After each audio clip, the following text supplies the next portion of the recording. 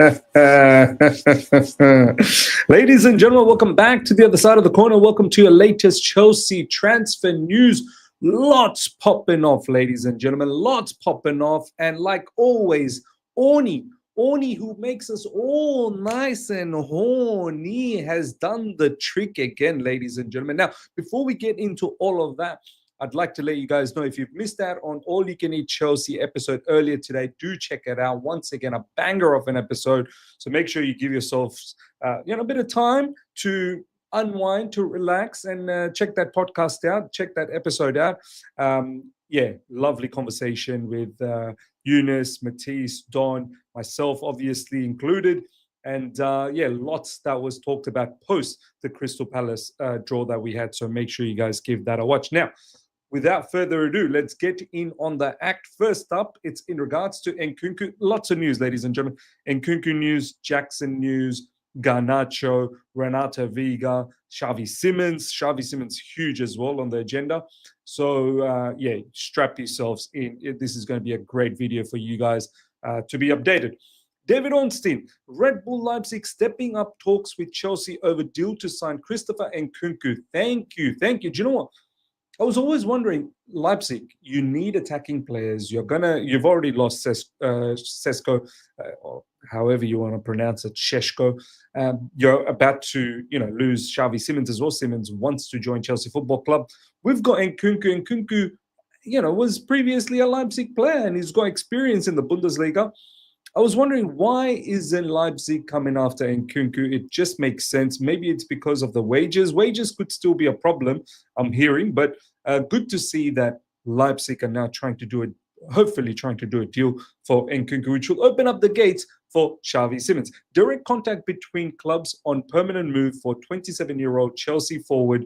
Not close yet, still other options, but France international open to Leipzig return. Fantastic, because it looks like, ladies and gentlemen, Bayern Munich can only do loans, and Chelsea don't want any loan business.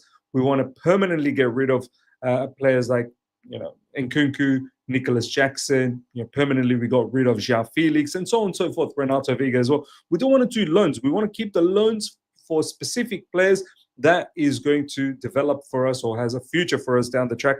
There may still be a loan here and there for players that we just simply can't sell. It seems like Raheem Sterling could be one of them where we can't sell and a loan situation might arise over there. But yeah, with Nkunku, no need to loan. There are teams out there that are looking for him. Do you know what I mean? There's many suitors out there. The problem, as I said, he's on big wages with Chelsea Football Club, and not other clubs are looking to entertain that. So hopefully Leipzig, look, the amount of money that they've collected, and I get it, they don't have Champions League football, which is a bit of a detrimental position for Leipzig, but hopefully with all the money that they've received. And also hoping that Nkunku can, be a little bit reasonable. Yes, you were on good wages with Chelsea, but you haven't played. Your demands in the market, yes, clubs want you, but not at the wage that you're on. So hopefully Nkunku can negotiate a little bit and compromise a little bit to, start playing football again. There is a confidence that a fee can be agreed between Chelsea and Leipzig for Nkunku. Inter Milan also interested. There you go. So there are suitors out there. Inter Milan, look, let me tell you one thing straight away. There's no way Inter Milan are going to pay the money that we are looking for. I think we're looking for somewhere around 40 million, but it doesn't necessarily need to be exactly 40 million. I think 35 million plus some add-ons will do the trick. But I don't think Inter Milan, Italian clubs, they're just not known for these type of money. And on top of that, wages. Look, I think maybe Italian clubs can do the wages. German clubs in the likes of Bayern Munich can definitely do the wages. But hopefully Nkunku can be a little bit more, a little bit more giving in terms of sacrificing his wages. Bayern directors Erbel and Freund have been told by the bosses above them that they are only allowed to sign players on loan for the rest of the window. Erbel, Freund, and Nkunku are all frustrated. There you go. I think. Look, bottom line is Nkunku wanted to return to the Bundesliga, whether it's Leipzig, whether it's Bayern Munich. It doesn't really matter. I think he favored Bayern Munich before anyone else. Problem is Bayern can't buy him on a permanent. I don't understand why. I really don't get it. Bayern Munich have also sold quite a lot of players this window. They make a lot of money. I'm not really sure why all of a sudden they're acting poor and miserly. But I'm sure they have their reasons behind it. They wanted a loan and then maybe an option to buy. We don't want any of those nonsense because once the season finishes, you're not going to buy him, and then it becomes our headache again. So look, it's good to just move on from Bayern Munich. Hopefully Leipzig can save us from there. So that's in regards to Nkunku. He is on the way out. Something will happen very, very soon, hopefully. I mean, the window is only open for another couple of weeks max. So hopefully Nkunku, Christopher Nkunku, can go to one of these clubs, most likely Leipzig. Now, next up, ladies and gentlemen, Aston Villa are exploring a move for Nicholas Jackson. Nicholas Jackson, there's no doubt about that. He's definitely leaving Chelsea Football Club. Once again, there is a lot of suitors for him. Every other day we hear about, maybe Napoli. We've heard about Juventus. We've heard about, now we're hearing about Aston Villa, Newcastle. Newcastle is the most dumbest one, honestly. I don't know what Newcastle are doing. They're going after all of these nonsense strikers now. Newcastle, you had your man. You've got your man here. I'm not even bantering anymore. Newcastle, this guy would have been perfect for you. To all the Newcastle fans, absolutely shambolic situation at Newcastle, getting rejected left, right, and center by every other player. And when a player like Nicholas Jackson, I'm pretty certain he wanted to go to Newcastle as well. I think that was his first preference. And Newcastle just can't seem to, understand who's a good player out there. Nicholas Jackson would have been a top signing for Newcastle, but not to be. No problems. Aston Villa will reap rewards on this. Hopefully, something can happen very, very soon because, as I said, only a few more weeks left, couple of more weeks left, or less than a couple of more weeks left. So Nicholas Jackson definitely needs to make a move. There is no space for him at Chelsea Football Club. Hopefully, Aston Villa can come into the party. Once again, I'm hearing loan, but this time I'm hearing loan with obligation to buy. These are some of the stuff that other journalists are saying. Matt Law is coming out and saying that Aston Villa definitely wants Nicholas Jackson, and Matt Law is a big Aston Villa fan. Garnacho has turned down an approach. So just before we wrap up the Nicholas Jackson and Nkunku, those are the two that they're very imminent to leave Chelsea Football Club, and that will then open up the doors for Xavi Simons and Garnacho as well. Garnacho has turned down an approach from Bayern Munich. Garnacho is doing a madness. Garnacho is doing a madness. Garnacho is saying no to Bayern Munich. Garnacho is saying no to every other Premier League club. Garnacho has said he only wants Chelsea or he's not playing football. He's happy to not represent Man United and just sit at home for 6 to 12 months and not do jack all. Garnacho is only focused on Chelsea. It's absolutely mad. Look, it is what it is. I've accepted it. He's going to be a Chelsea player. I just hope that he can come in and do a job for us. Matches like Crystal Palace, could Garnacho have done something? I don't know. Maybe. Who knows? And this is what we will see down the track in the season, whether it's in the Premier League, whether it's in the Champions League. Garnacho needs to deliver for us and become a very, very important player for us. He's gone out there and he's rejected Bayern Munich as well, ladies and gentlemen. That's quite sensational. Manchester United will not accept a deal worth less than 50 million for Garnacho. They feel he's at least equal to Madueke and that his stats line up well with Jamie Gittins. You know what? I can't argue with that.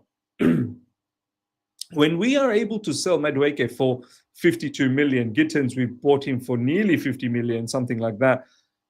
Yeah, I understand where Man United's coming from. They value this player 50 million. Everyone seems to be that 50 million mark. But me personally, I get it that that's the market price, but his face value, like the real value for Garnacho, realistic value is really 30 million. So I understand why Chelsea Football Club are thinking, do you know what? It's only a market opportunity at 30 million. At 50 million, I don't think so. But let's see, because Fabrizio Romano, ladies and gentlemen, he is adamant this is happening. Fabrizio Romano, it's almost as if he's the agent in this deal. He's Garnacho's agent. This is what Fabrizio Romano has said. A deal for Alejandro to Chelsea is close with expectation for a here we go soon. This guy is doubling down. He doesn't even call him Garnacho anymore. He calls him Alejandro. Like, he knows Garnacho very well. He knows his entourage very well, his agents and whatnot. Fabrizio Romano is laying it all down that this is going to happen. I'm just weary about the price. That's what I'm worried about. Alejandro Garnacho has told his friends he is joining Chelsea with talks set to accelerate in the next days. Told his friends. Who are these friends?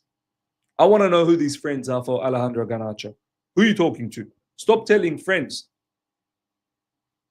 Keep your mouth shut. Wait till the move happens, then tell whoever you want to tell. Don't do all of this leaking business beforehand. This is one of his problems. We know if he joins us and we start getting lineup leaks happening, we know where it's going to be coming from. But yeah, look, he's definitely going to be a Chelsea player. So Nkunku, Jackson, imminent. They need to be leaving. They are looks like they're on the way out, which then opens up the move for Simons and Garnacho to come in. And that's the latest from Matt Law as well. Chelsea have already set up a deal with Red Bull Leipzig for Xavi Simons. Look, Simons' deal in terms of personal terms agreement was done a long, long time ago. He's literally just waiting for Chelsea to come and collect him. Xavi Simons really can't wait to go to Chelsea. He wanted it to happen already and he's patiently waiting. He's still going to play for Leipzig as he doesn't want to go to war with them. Look, Nicholas Jackson's still expected to leave Chelsea while talks continue tomorrow for Nkunku. Coming from Fabrizio Romano YouTube channel. Look, I get it. He doesn't want to go to war with Leipzig, but I find this very strange. I find it very strange for the player and I find it very strange for the club. When a player is on the verge of leaving and there's only less than a couple of weeks left in the window, why is the club, Leipzig, risking this player's health when there's a potential deal that can happen where they're going to get good money and the player is going to get the club that he desires to go to? I understand he is contractually bound to represent his club, but I mean, is this necessary? Do you know what I mean? I know a lot of people are going to say, but Miz, he can get injured anytime. I understand, but when you know there's a move happening, is it necessary to do this?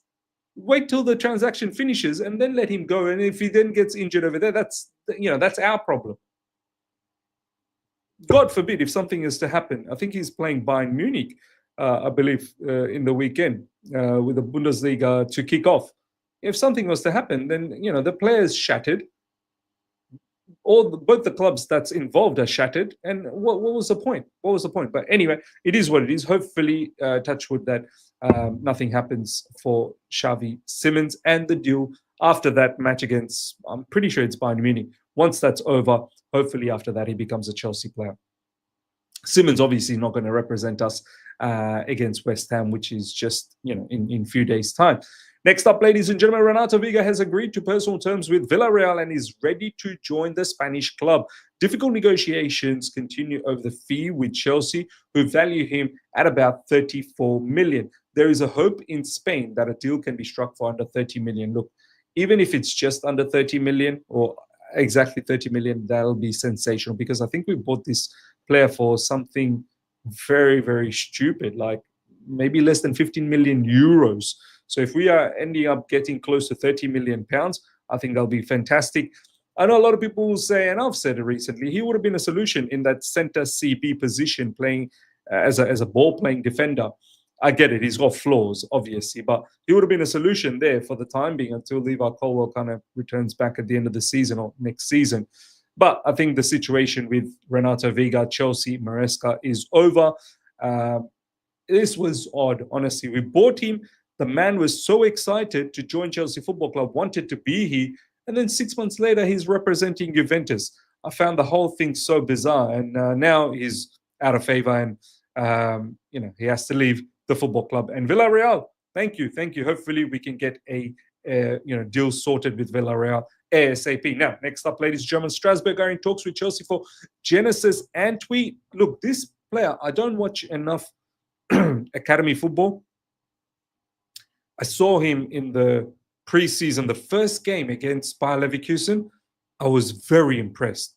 Very, very impressed. And this is where I like the fact that we have, we have our multi-club model. We've got Strasbourg. I hope we can add a few more clubs because it will only help.